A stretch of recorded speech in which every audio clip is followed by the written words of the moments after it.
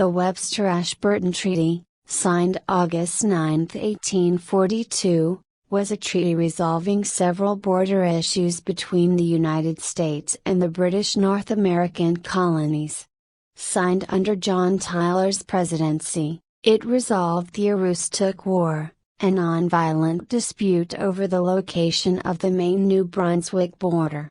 It established the border between Lake Superior and the Lake of the Woods, originally defined in the Treaty of Paris, 1783, reaffirmed the location of the border, at the 49th parallel, in the westward frontier up to the Rocky Mountains defined in the Treaty of 1818, defined 7 crimes subject to extradition, called for a final end to the slave trade on the high seas, and agreed to shared use of the Great Lakes.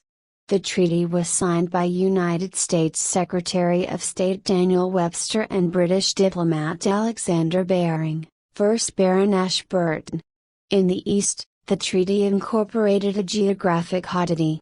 Since Fort Blunder, an unnamed U.S. fort in what is now part of northeastern New York, had been inadvertently constructed on Canadian soil, the northern border of New York between the St. Lawrence River and the New York-Vermont line was adjusted 3/4 of a mile northward, beyond the 45th parallel, to incorporate the half-finished and abandoned fort on U.S. soil.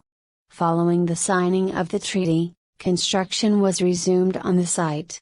The new project replaced the aborted 1812 construction with a massive third-system masonry fortification known as Fort Montgomery.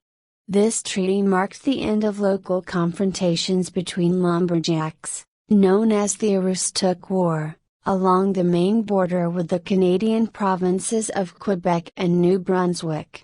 It also resolved issues that had led to the Indian Stream dispute as well as the Carolyn Affair. The border was fixed with the disputed territory divided between the two nations. The British acquired the Halifax-Quebec road route their military desired because it gave a wintertime connection from Quebec to New Brunswick and Nova Scotia. Portions of the U.S.-Canada border were adjusted so as to give the U.S. a little more land to the north. The Webster-Ashburton Treaty failed to clarify ownership of Machias Seal Island and nearby North Rock, which remain in dispute today.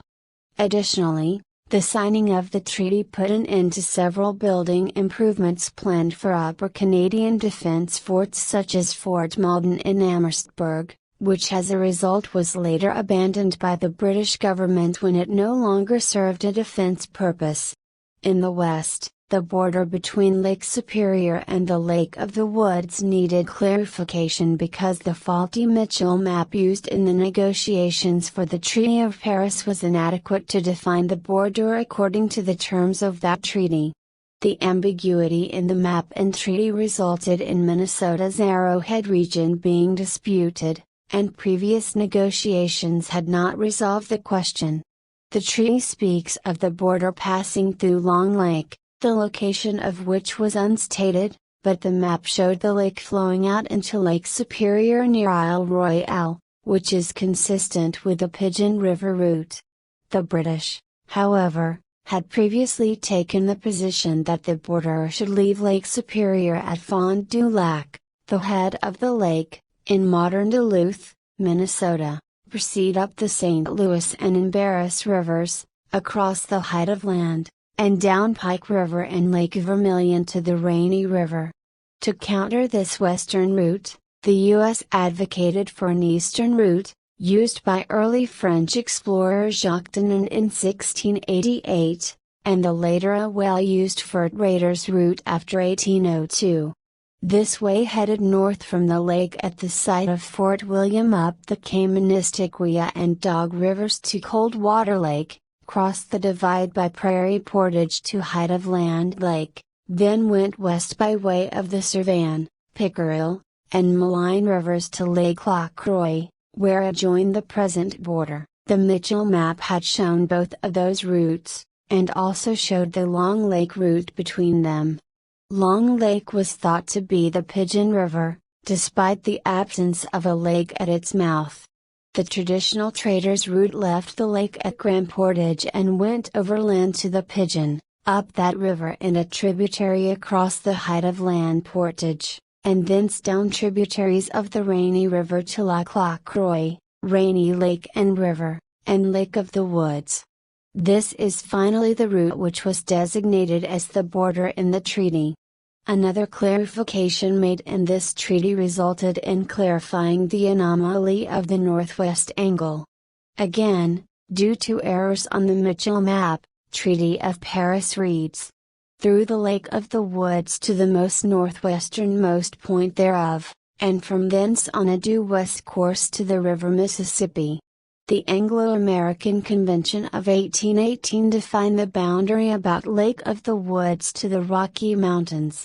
This 1842 treaty reaffirmed the border and further defined it by modifying the border definition to instead read as, At the Chaudiere Falls, from which the commissioners traced the line to the most northwestern point of the Lake of the Woods, thence, along the said line to the said most northwestern point, being in latitude 49 degrees 23 minutes 55 seconds north, and in longitude 95 degrees 14 minutes 38 seconds west from the observatory at Greenwich, thence, according to existing treaties, due south to its intersection with the 49th parallel of north latitude, and along that parallel to the Rocky Mountains.